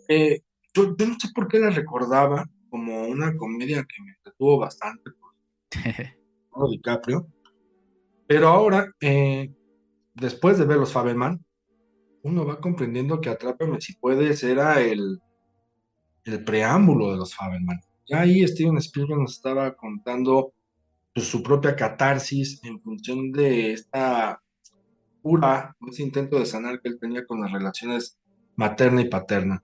En Atrápame si puedes, yo veo que intenta, ¿no? Pide a gritos, el personaje del hijo pide a gritos que el papá tenga voluntad, que el papá luche por la mamá, que el papá sea un hombre, como nos han enseñado en la sociedad que debe ser un hombre, ¿no? Y lo equilibra con mostrarnos a un hombre interpretado por Christopher Walken, maravillosamente, pues que lo puedes hacer, lo puedes tú absorber como un hombre pusilánime, débil, cobarde, o sea, como que para allá va, pero también puedes decir, bueno, este hombre de alguna u otra manera, ¿por qué va a luchar por algo que ya está perdido, ¿no? O sea, ¿por qué se va a esforzar en algo que ya no tiene solución? Luego, por otro lado, pues castiga demasiado a la mamá, ¿no? O sea, vemos este personaje de la mamá visto como con un desprecio, con un rencor, incluso en esta escena donde vemos al personaje de Leonardo DiCaprio asomándose desde el exterior de la ventana para ver que la mamá ya tiene otra familia, pues puede mucho, ¿no? O sea, puede mucho después, te digo, de haber visto los Fabelman, dices, bueno, aquí Steven Spielberg va con todo contra la mamá. O sea, sí le da su repasón al papá, pero aquí va con todo contra la mamá, porque además en Atrápame si puedes, vemos que la mamá se va con el amigo del papá, ¿no? O sea, más explícito no podía ser el señor Steven Spielberg, pero hay mucho coraje, ¿no? Y tú lo sientes, o sea, está transmitiendo este coraje que tienes a la figura materna. Yo me concentré en eso, fíjate, te digo, después de ver los Fabelman, a lo mejor hasta se me olvidó la historia de Atrápame si puedes, con tal de ver pues lo que Spielberg en ese momento estaba exteriorizando con relación a sus propios monstruos, ¿no? A sus propios demonios. Sí, con una gran actuación de tanto de Hanks como de Leonardo DiCaprio en esta película en donde sí, justamente es una metáfora de lo que está realmente escapando el personaje de DiCaprio, que es lo que estás ya mencionando. Es una película muy entrañable, me gusta todo el estilo de edición, o sea, cómo va saltando y cómo vamos armando el rompecabezas de lo que se nos va contando. Y sí tiene momentos muy, y también elementos de manejo de suspenso, que es algo que Steven Spielberg maneja muy bien, ¿no? En esta escena en la que digo, no quiero estropear algo de la película, pero hay un momento en el que no se sabe si se va a presentar o no en cierto momento el personaje de Leonardo DiCaprio después de cierta confianza que va agarrando con otro personaje y de repente como esos detallitos que pues son propios de Steven Spielberg. Sí, una película que es muy divertida de revisar y de revelar. Qué bueno que la colocaste en esta. ¿Qué otra? Vámonos con la lista de Schindler. Pues sí. No hay Ajá. mucho que decir, ya se ha dicho bastante y se puede decir mil cosas más de la lista de Schindler. Eh, en esta nueva revisión, una pequeña escena en la cual me concentré. Es cuando vemos el personaje de Ben Kingsley hablando con el personaje de Liam Neeson y le dice, oiga, es que este alemán mató a 25 personas. Y Liam Neeson le dice, bueno, ¿tú qué quieres que yo haga? Y el personaje de Ben Kingsley le responde, nada, solamente estamos hablando. Esa pequeña escena dice muchísimo. ¿A qué voy? Porque lo interpreté así, es que el dolor se expresa hablando, exteriorizando, ¿no? El sentir sobre la atrocidad se manifiesta hablando, ¿no? Sobre todo en dos tipos que son racionales, porque ninguno de ellos dos son físicos, ¿no? Son agresivos, son violentos, no, son dos seres racionales. Cuando juntas a dos seres racionales, claro, o sea, el dolor se exterioriza hablando. Y este dolor que se exterioriza hablando es el mismo Spielberg, ¿no? Es un tipo que durante muchos años acumuló el dolor de la separación de los padres, de cómo tuvo que trascender eso, te digo, hasta que llegó los Fabelman y se animó a hacerlo, creo que después de 60, 70 años. Bueno, este mensaje también de, a ver, los tipos racionales, podemos utilizar el lenguaje oral para poder sacar lo que estamos sintiendo, para sacar este fuego que nos está consumiendo desde el interior.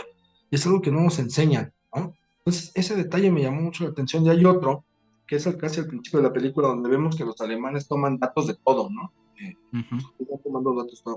Tomando datos, que pareciera menor esa observación, pero pues recordemos que gracias a que los alemanes tomaron nota de todo, se contó con mucha información para poder contar pues todo lo que aconteció durante aquellos años, durante la guerra. O sea, de alguna u otra manera hay que agradecer a los alemanes que tomaron, te digo, captaron todos los detalles de ese momento, toda la información, y así pudimos conocer muchas más cosas de lo que fue, ¿no? De lo que fue el Holocausto. Sí, siempre que sale una película de guerra y que denuncia lo terrible que es la guerra, pues queda esta pregunta de, pues sí, o sea, estás denunciando algo al final con lo que de repente luego, pues sin querer como que te regodeas porque estás ahí, mira cómo murió este, mira cómo se quemó este. Y eso fue un tema que a Spielberg le costó mucho trabajo cuando, pues desde 1982 le dan el libro y en el que se basa la película y pues tarda en decidirse a hacerla. Pero justamente, y como está presente en la película, las ganancias de esa propia película van a una asociación, eso ya se ha dicho varias veces, pero es un elemento que me parece interesante, ¿no? O sea, porque termina siendo congruente, porque dice, bueno, es que pues voy a ganar dinero con una película que explota algo que es muy duro y que termina siendo muy personal para él. Y nada más en mi sección, otra vez George Lucas presente, cuando está haciendo Jurassic Park, siente ese llamado de hacer la película, tiene que irla a grabar a Polonia porque dice, si no me voy a esperar un año otra vez a que haya nieve y demás. Entonces, Caitlin Kennedy, productora de Steven Spielberg, asume la postproducción de la película, les faltaban algunas cosas.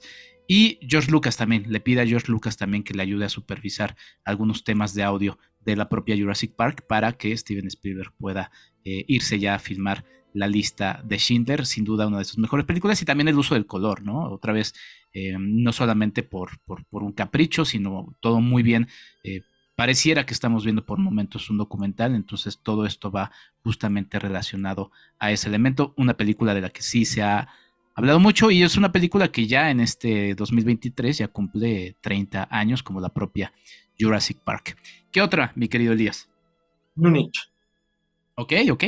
Estás poniendo muchas películas que de repente muchos van a decir, oye, pues hay que ver todas esas porque no me acuerdo de ellas. Adelante, dale. Sí, Múnich, vemos a este personaje, el protagonista interpretado por Eric Bana, un agente de la Mossad, cuya encomienda es aniquilar a todos los terroristas que participaron en el ataque de Septiembre Negro. Septiembre Negro, este comando terrorista que pues asesinó a atletas israelíes durante las Olimpiadas, los Juegos Olímpicos de Múnich 1972, ¿no? Es una de las películas creo que más violentas de Steven Spielberg, ahí con otra que ya vamos a mencionar. No se guarda nada Steven Spielberg precisamente así.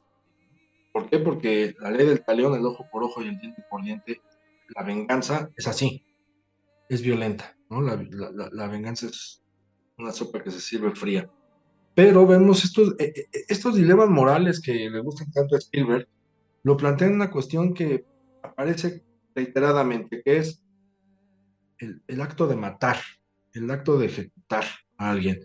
En este caso vemos que cuando Eric Bana y su equipo van dispuestos ya a terminar una misión, en este caso una ejecución, algo pasa como un incidente, un acto fortuito que les impide llevar a cabo ese plan inmediatamente, ¿no? Es decir, a ver, al momento en que tú reflexiones y digas, ¿lo voy a llevar a cabo o no?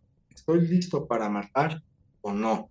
Y detrás de este cuestionamiento, pues está la otra cuestión, que es el orden de la identidad, de la religiosidad, de la nacionalidad, de la comunidad, que en este caso es, tengo que hacerlo porque además, pues nos hirieron en cuestión nacional, ¿no? Me hirieron en mi cultura, me hirieron en mi pueblo, no puedo no hacerlo, ¿no? Entonces, es muy interesante cómo cada vez que va a ocurrir una ejecución, algo pasa. En este algo pasa es, ¿realmente estoy listo para hacer esto? O sea, realmente quiero vengarme y no solamente es quiero, necesito vengarme, o sea, realmente esto es lo que yo debo hacer. ¿Está bien? ¿Está mal? Entonces lo vamos viendo a lo largo de toda la película, al grado de que, bueno, cuando vemos al personaje de Eric Bana sosteniendo relaciones sexuales después con su esposa, pues el acto sexual más desesperante, incómodo que los que puedes ver en el cine, ¿no? O sea, un acto sexual además eh, con dos voluntades eh, unidas en esa situación. Es muy, o sea, esta parte te digo, de cómo el personaje de Eric Bana es poco a poco orillado a decir, caray, o sea, ya lo hice, ¿no? Pero ¿por qué lo hice? Porque yo pienso que su personaje está pues constantemente preguntándose eso. ¿Por qué? Y eso se lo pregunta ya cuando empieza a sentir su relación con el otro, ¿no? Es decir, en este caso con el esposo, que está sintiendo un sentimiento distinto al que motivó su ausencia de ella, que es, pues acá es el amor, acá era otra cosa. Múnich, película de 2005, es parte también de este listado de Elías Leonardo Salazar, periodista invitado a este episodio. Vamos a una brevísima pausa porque ya vamos. Faltan 3, ¿verdad, Elías? Faltan 3. Faltan 3 y tengo mucha curiosidad, ¿eh? Porque yo ahí me estoy haciendo mis propias matemáticas y digo, ok, ¿cuáles van a ser? Porque a mí me estás dejando alguna que yo podría colar. Entonces tengo mucha curiosidad. Y ya mencionaste una violenta, entonces pues estoy ahí haciendo como la matemática con el ábaco. Regresamos a este episodio, es una breve pausa nada más para irnos con las 3 últimas de este listado, guiado por Elías Leonardo Salazar, nuestro invitado en este podcast. Ya regresamos. ¿Qué es un podcast? Un podcast es un contenido de audio bajo demanda que se puede escuchar en el momento en el que se desee. ¿Y para qué sirve? Para transmitir el contenido que quieras. ¿Eres un profesionista y te quieres promover? ¿Eres una empresa que desea acercarse a sus clientes o simplemente hay un tema que te gustaría desarrollar? El podcast es una herramienta de comunicación de ventas y de relaciones públicas. ¿Cómo lo hago? En Enrique Figueroa MX te apoyamos desde cero. Desde que se te ocurre una idea hasta que lo publicas en Spotify, Google, Apple Podcast y Amazon Music, entre otros. Nos avalan más de 15 años de experiencia en podcasting. Entre nuestros clientes se encuentran el Instituto Francés de América Latina, Time Out México, Cinema Tempo Historia y el librero de Elvira. En México y en el mundo, el podcasting se encuentra en una etapa de crecimiento. Escucharlo se ha vuelto cada vez más sencillo. ¿Por qué no animarte a hacer uno? Contáctanos y con gusto te atenderemos para resolver tus dudas al respecto. Más información en www.enriquefigueroa.mx, también en contacto@enriquefigueroa.mx y vía WhatsApp al 55 48 90 84 88. www.enriquefigueroa.mx. Regresamos ahora sí para repasar las 3 últimas películas incluidas en este listado de las películas favoritas de Steven Spielberg de Elías Leonardo Salazar, nuestro invitado, periodista cinematográfico.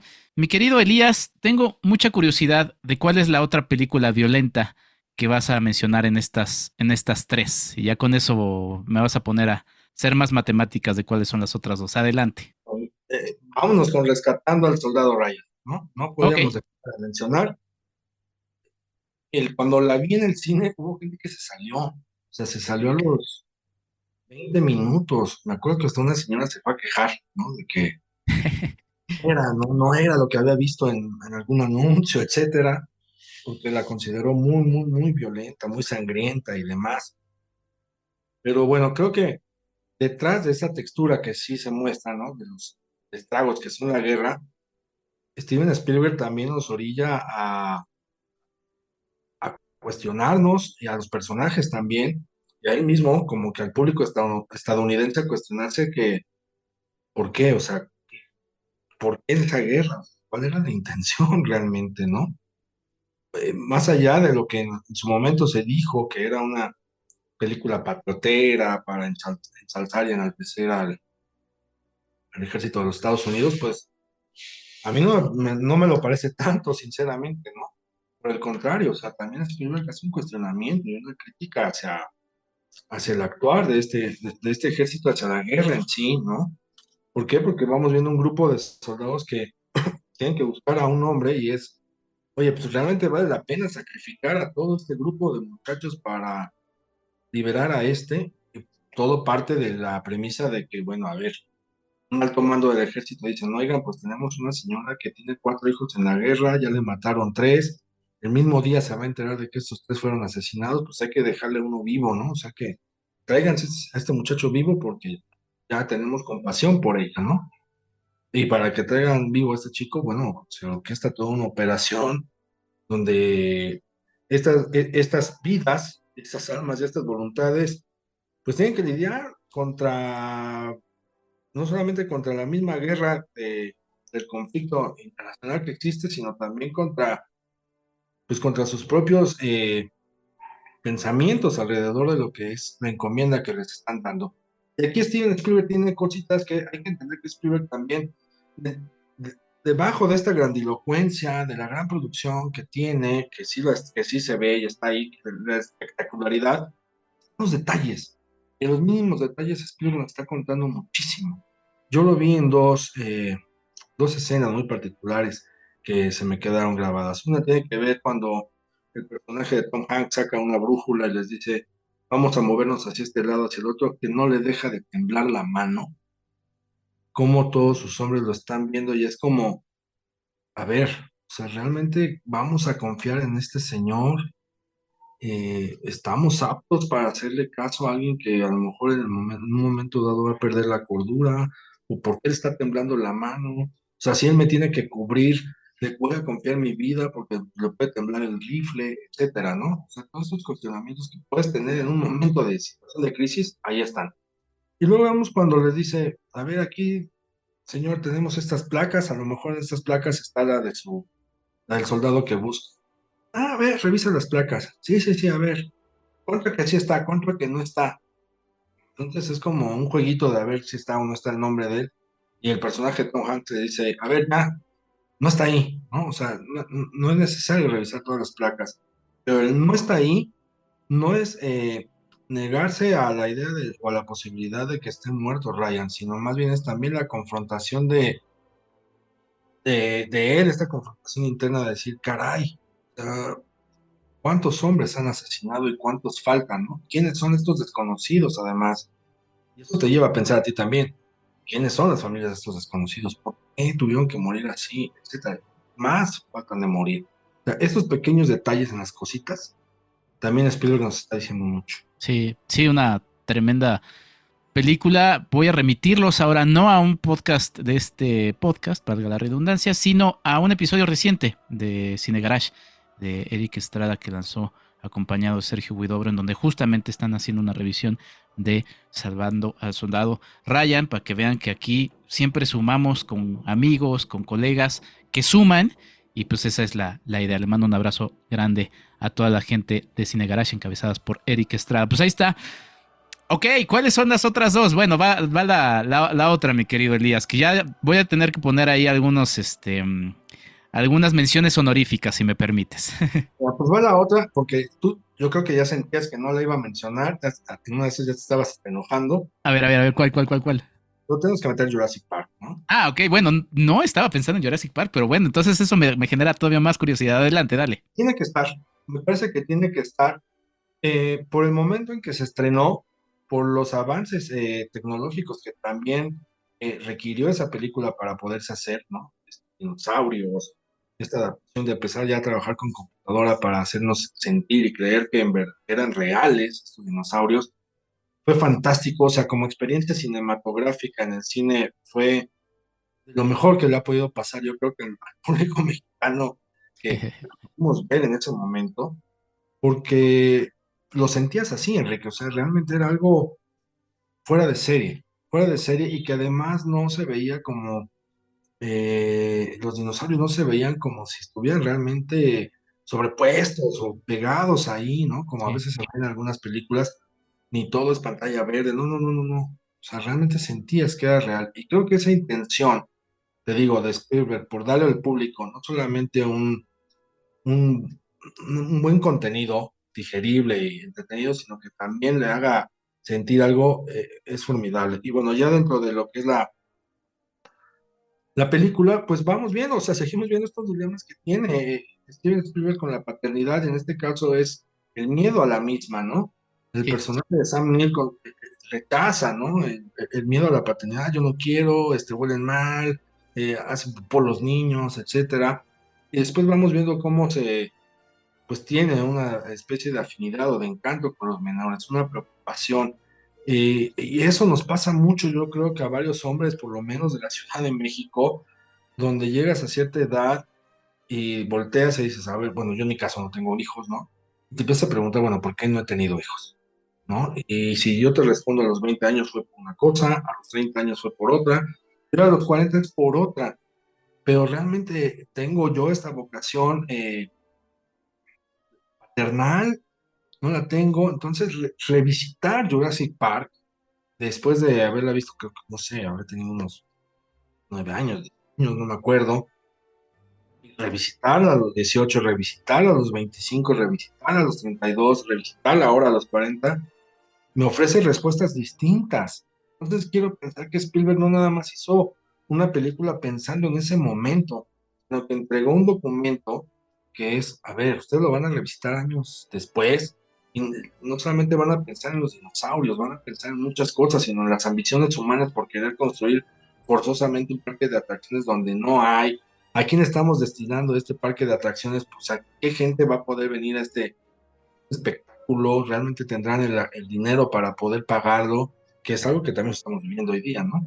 Uh-huh. Dentro de ese contexto, o sea, en ese contexto está el personaje de Sam Neill con el miedo a la paternidad. Dices, ok, o sea, si la vida te está abrumando poniéndote con un parque de diversiones al cual solamente ciertas personas van a poder ir, donde estamos alterando la naturaleza, donde estamos alterando incluso el curso de la historia, ¿dónde quieres ser papá para dejar unos hijos en este contexto? O sea, son situaciones que te digo, vas preguntándote, revisitando la película con el paso del tiempo.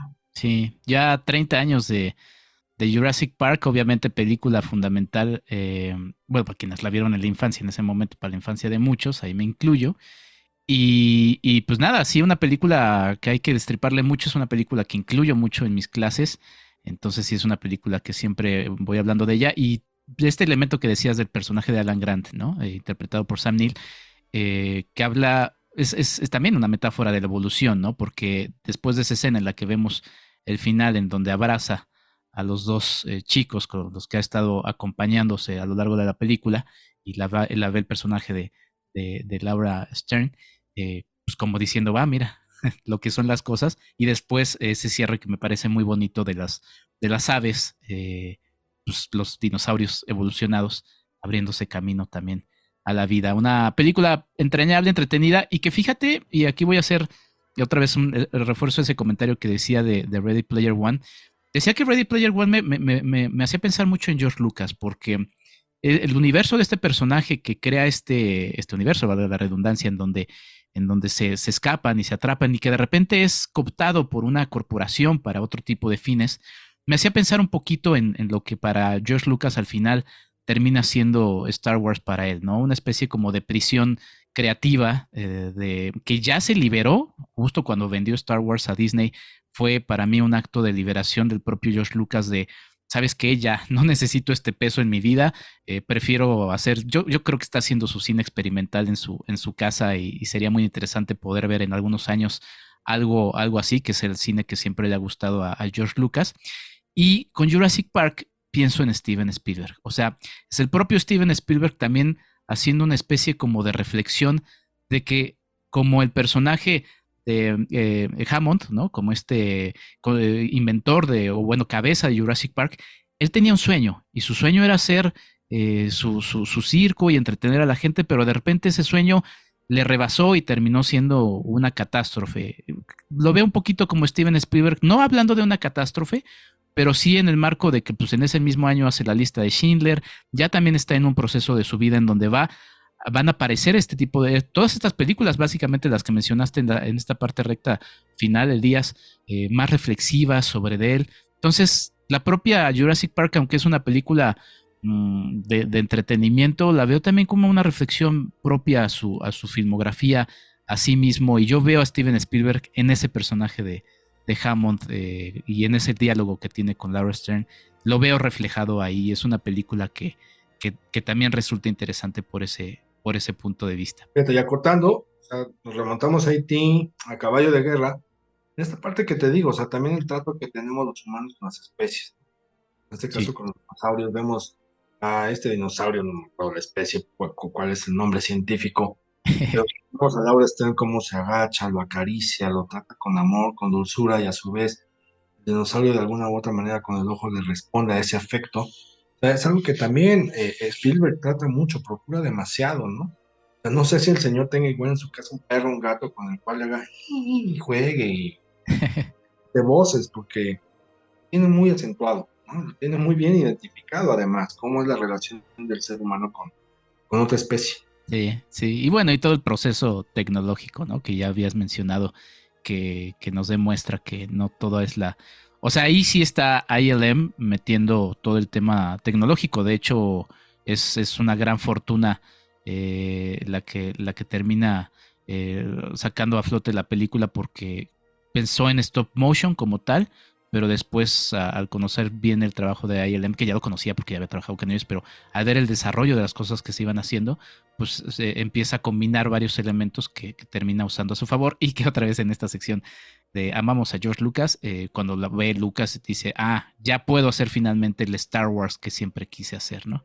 Que ese es otro tema, pero bueno. Pues ya, ¿cuál? Porque sí voy a hacer mis 4 menciones, si no es que mencionas alguna de estas ahorita a continuación, mi querido Elías. Muy bien, pues mira, va la última, y estaba yo indeciso entre Amor sin barreras, me gustó mucho, pero yo soy una persona que no se lleva muy bien con los musicales, y sin embargo, en esta película encajé bastante bien. Y por otro lado estaba Indiana Jones. Y bueno, ¿cuál de estas dos? Pues ninguna de las dos, ¿no?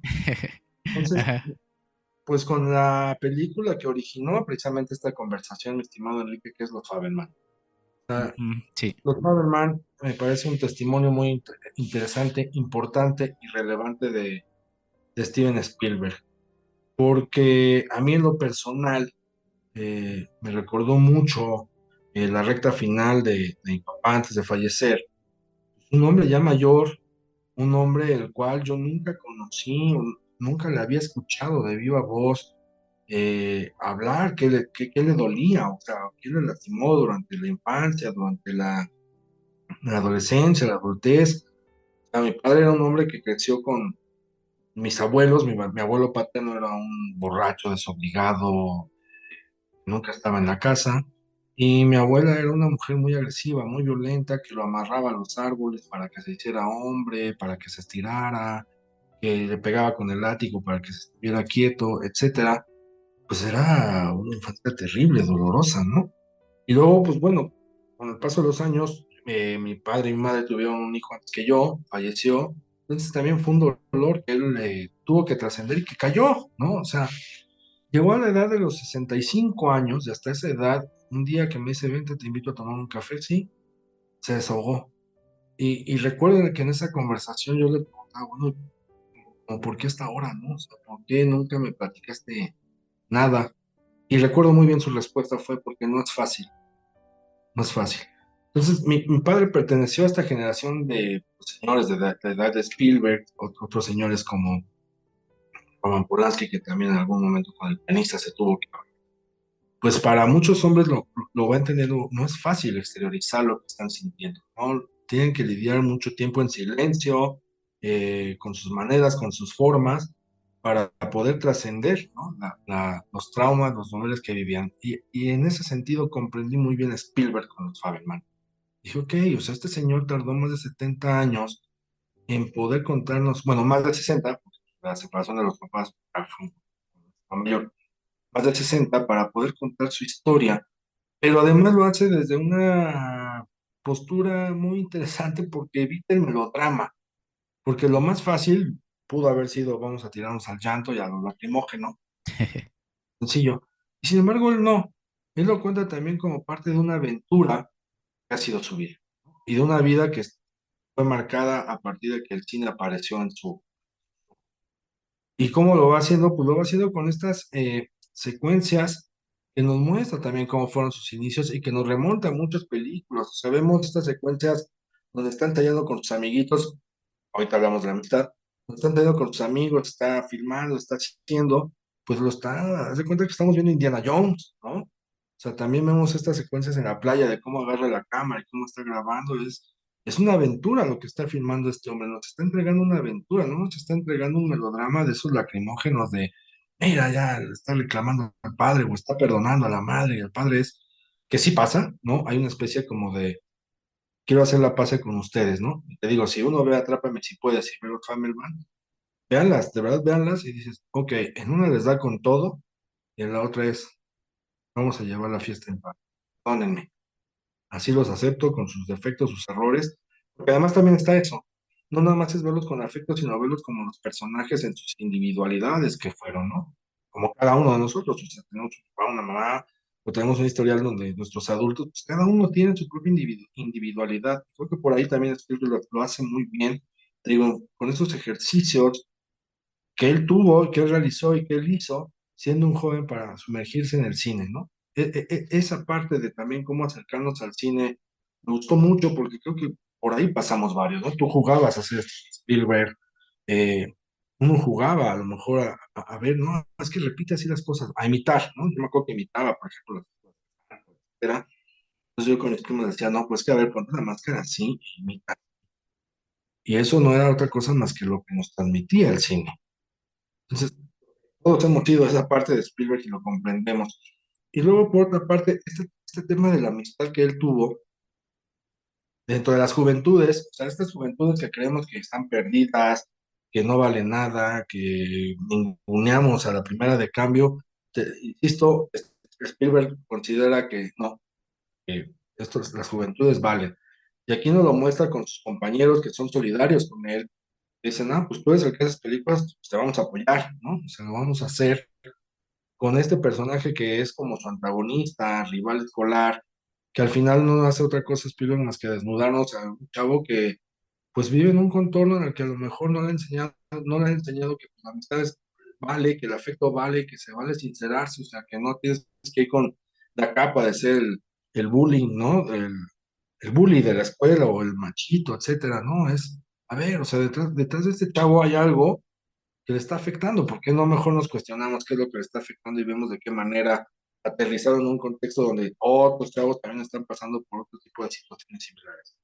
Luego vemos la relación de Spielberg con esta chica que lo sienta rezar. Bueno, a mí me gustó mucho porque además, pues en toda la filmografía de Spielberg hay dos elementos que aparecen constantemente, que sea oral o aunque sea gráfico. Religión, ya sea que menciona algo con relación a la religión, siempre está presente. Y vamos a ver siempre o una referencia visual cinematográfica, ya sea un cine que está ahí, nos está mostrando un póster o nos está mostrando algún elemento relacionado a las películas de ese instante que fueron contadas sus historias. O sea, esos dos elementos están muy marcados, la religión y el cine. Y bueno, aquí dice, vámonos como dicen, ¿no? Como gordo en tobogán. Lo hace de una manera muy entretenida, muy dinámica, que al final pues cierra con esa secuencia maravillosa. O sea, esa secuencia final es, pues no había otro final para esa película. O sea, hay películas que tienen grandes finales y Los Fabelman es una de ellas. Sí, sí, que además en esa secuencia final, mm, pues sí, es como aceptar en esa humildad de sigo aprendiendo de cine, ¿no? Sigo aprendiendo de cine porque está esta imagen de donde la tiene fija y de repente dice, ay, pero si me acabo de acordar de que es lo que me decía, coloco otra vez la cámara en donde va película entrañable, película que hace unas semanas mencionabas en Twitter, siempre estas discusiones en las que ya cada vez uno participa menos, nada más como que observa y, y ve cómo van las balas pasar. Se criticaba, ¿no? Sobre si el cine manipulaba, no manipulaba. Steven Spielberg es un cineasta manipulador, pero a ver, ¿qué director de cine no lo es? ¿No? O sea, estamos frente a creaciones subjetivas, en este caso un autor, que en dominio y en el dominio de un realizador como Steven Spielberg, pues obviamente todo lo hace justamente para llegar a algo. Y The Fablemans, entre todas las cosas que también ya mencionó Elías, pues habla de eso, reflexiona sobre eso, sobre ese mismo poder y cómo lo va usando. Esa escena en la que también de repente el otro chico, el bully, de repente se acerca y se enoja y se molesta con el personaje principal, que pues viene siendo Steven Spielberg. De, ¿por qué me presentaste así, no? Si no soy eso, ¿no? Y es un poquito todo ese gran tema que debajo de la superficie de una historia meramente personal va haciendo algo, una reflexión mucho más amplia. The Fabelmans, una película que seguramente con el paso de los años, digo, tampoco le fue bien en la taquilla, pero bueno, sí yo considero que es de sus mejores películas, mi querido No solo Elías. aquí, o sea, en las redes había gente que cuestionaba, ¿no? Que Sí, cómo era sí, posible que Steven Spielberg fuera nominado, que ya está grande, que siente ese señor. No, perdón, permíteme, pero no.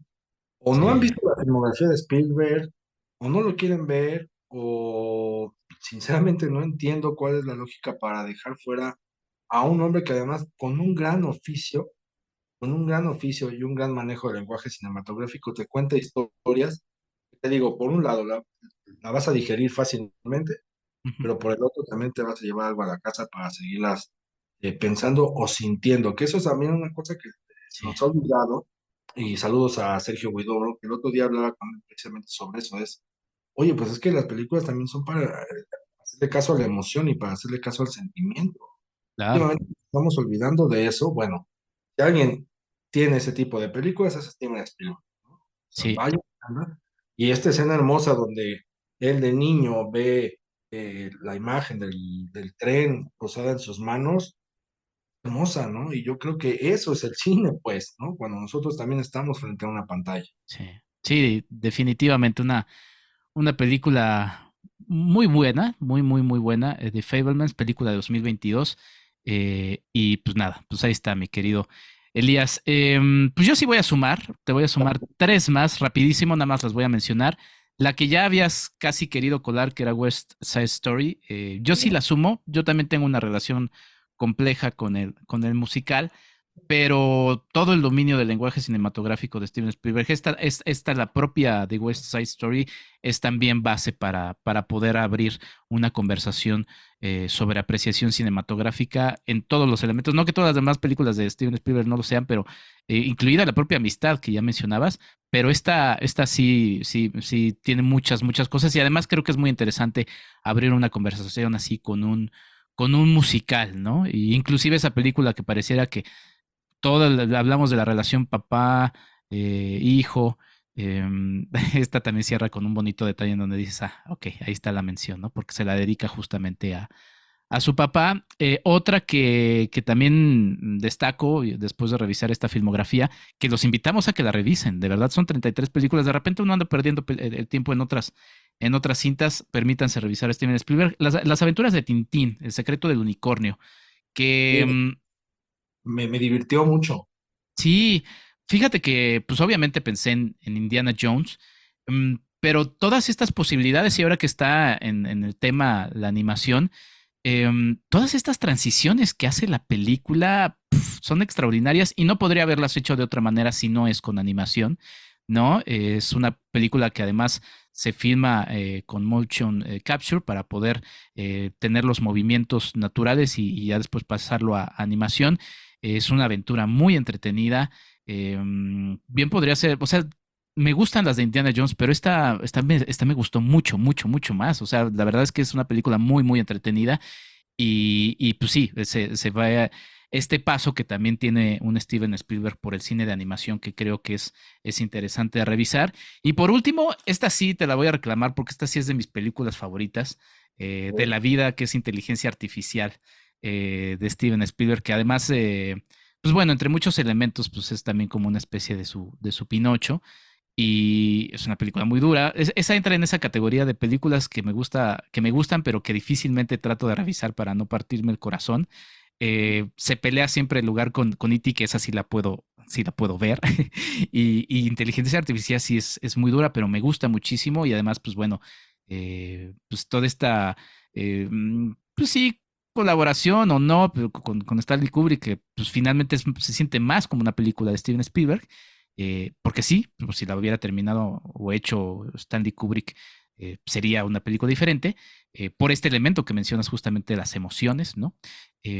Pero sí, Inteligencia Artificial sí es una película tremenda y es quizá de mis películas también favoritas de la vida, ¿no? Y pues bueno, ahí está Steven Spielberg, con otras películas que no mencionamos, pero que todas son muy entretenidas. Mi querido Elías, ¿con qué te quieres despedir después de este larguísimo episodio que no es queja, ¿No? sino que es una invitación a revisar esta extraordinaria filmografía? Yo agradecido, o sea, agradecido, Enrique, primero por haber sostenido esa conversación. Hablábamos de una cosa y terminamos hablando de Steven Spielberg y bueno, no, la tarea de repasar toda la filmografía. Eh, Ahorita que mencionabas Amor sin barreras, algo que yo suelo hacer mucho cuando voy al cine es fijarme, ¿no? Fijarme en las reacciones de la gente, estar atento también a cómo la gente está sintiendo las películas. Y Amor sin barreras se estrenó cuando todavía estábamos con el miedo de regresar a las salas, ¿no? Ujú. Yo recuerdo que acudió una pareja ya mayor, eran adultos mayores, un señor y una señora. Y la señora terminó llorando, estaba feliz de la vida. ¿Por qué? Porque ellos, la señora creció viendo Amor sin barreras, la original. Claro. Y el señor pues la llevó, o sea, en plan de novios, Mm. bueno, una película. Y creo que dije, bueno, la película en sí me gustó mucho. Y mira que te digo que a mí los musicales nomás no se me dan. Creo que ver esa escena valió muchísimo la pena y es como, claro, a ustedes también les está llegando lo que están viendo, ¿no? Claro. Independientemente del aprecio que le puedan tener a la versión original. Sobre las aventuras de Tintín, nada más hay que contar también el tema del perro. O sea, esta relación Sí. que hay con los animales y las amistades ustedes revisen en Spielberg y ahí está. Pero sí, nada más cerrar con invitar a la gente a que repasen las películas de Steven Spielberg. Las encuentran muy accesiblemente algunas de ellas en algunas plataformas. Ahí están. Échenles un ojo. No hagan lo mismo que hice yo con el cierre que tuve, porque yo me aventé las últimas películas. El color púrpura, Múnich, La lista de Schindler, Rescatando al soldado Ryan e Inteligencia Artificial. Esas cinco cerré. Terminé tocado muy emocionalmente porque es como un Spielberg que pareciera muy distinto al que hizo E.T., al que hizo Jurassic Park, al que hizo Indiana Jones, pero al mismo tiempo pues es ese Steven Spielberg que a veces no queremos ver y ahí está. Pues ahí está, mi querido Elías Leonardo Salazar. ¿Dónde te puede seguir la gente? Porque pues vendrán sorpresas. Yo sé que vendrán sorpresas, así que ¿dónde te pueden ir ubicando, Elías? Pues mira, por lo menos me pueden ubicar en mis redes sociales, en Instagram como Elías Leonardo, en Twitter como Don Elías Salazar, mi nuevo arroba, Don Elías Salazar, en TikTok como Eli Leonardo, que estoy subiendo pequeñas historias en TikTok precisamente porque mi intención es la cinefilia, pues, el que la gente disfrutemos e interactuemos hablando de películas buenas y malas que vimos, como muchos vimos. Y sí, se viene un proyecto ahí en puerta donde ya tú y algunos otros compañeros que nos están escuchando estarán invitados para poder seguir conversando de las películas y meternos en apuros, porque la cinefilia nos va a meter en apuros. Gran conversador en redes sociales también, Elías, así que síganlo. Y pues nada, muchas gracias por esta oportunidad, Elías, de poder platicar del cine de Steven Spielberg. Y pues invito también a la gente que escuche este episodio a que mande sus propios listados, ¿no? ¿Qué otra película creen que pudo haber faltado? Que nos manden sus propios listados también, pero sobre todo que disfruten del cine de un realizador de esos que no se repiten tan seguido y basta darse una vuelta a la cartelera cinematográfica. Mi querido Elías, muchas gracias. Por cierto, saludos a tu mamá. Por favor, recuérdame el nombre de tu mamá, mi querido Elías. Toñita, la Toñis. Saludos, Toñita. Muchas gracias por escucharnos y muchas gracias por escuchar este episodio. Y a todos ustedes, muchas gracias también. Cuídate, Elías. Cuídate, Enrique. Un gusto. Yo soy Enrique Figueroa Anaya y nos escuchamos en un próximo episodio. Hasta la próxima. Esto fue el podcast de Enrique Figueroa MX. Hasta la próxima.